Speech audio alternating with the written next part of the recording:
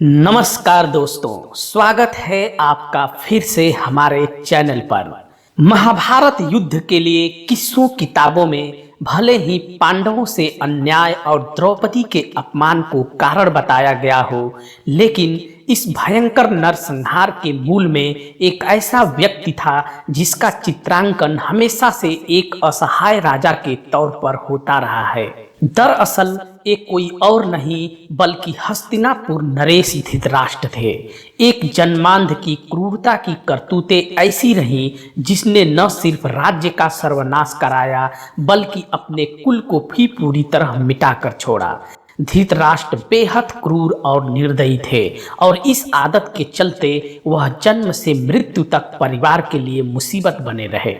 कहा जाता है कि पूर्व जन्म के पापों के चलते ही धृतराष्ट्र जन्म से अंधा पैदा हुए थे। पूर्व जन्म में भी धृतराष्ट्र बेहद निर्दयी राजा थे।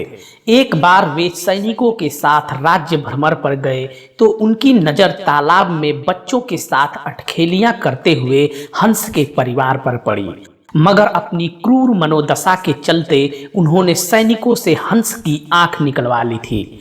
दर्द से बिलखते हंस की असहनीय दर्द से मौत हो गई। बच्चे भी मृत्यु को प्राप्त हो गए।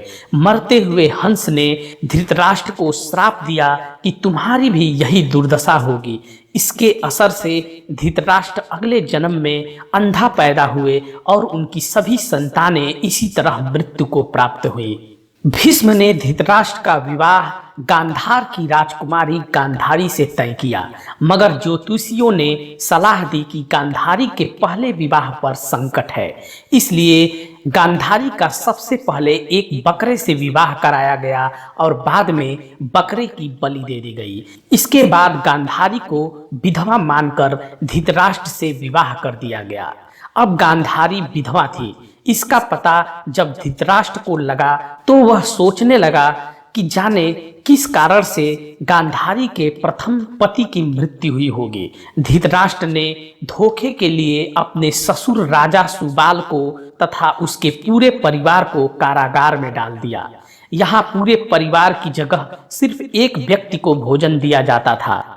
राजा सुबाल के परिवार ने सोचा कि हमारे वंश में कोई भी तो जिंदा रहे, इसलिए एक आदमी का भोजन हमेशा सबसे छोटे शकुनी को दिया जाता रहा। शकुनी राजा सुबाल के सबसे छोटे पुत्र थे।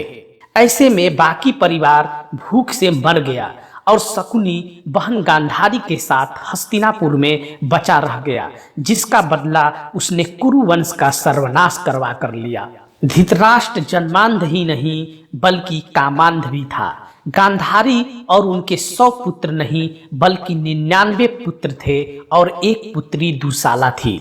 इस दौरान गांधारी गर्भवती थी तो धृतराष्ट्र ने राजमहल की अपनी ही दासी से बलात्कार किया, जिससे युयुत्सु नाम का बालक का जन्म हुआ।